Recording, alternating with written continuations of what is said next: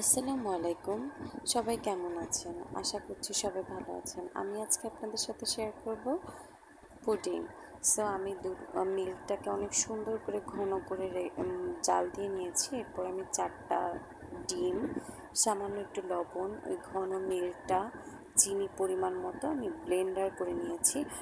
এইটা যত ফ্লপি হবে আপনার পুডিংটা অনেক সুন্দর হবে। এরপরে আমি ক্যারামেল বানিয়ে নিয়েছি, একটু পরিমাণ মতো চিনি, অল্প একটু পানি। আমার একটু পানি বেশি হয়ে গিয়েছিল, এর জন্য আমার জালটা একটু বেশি দিতে হয়েছে।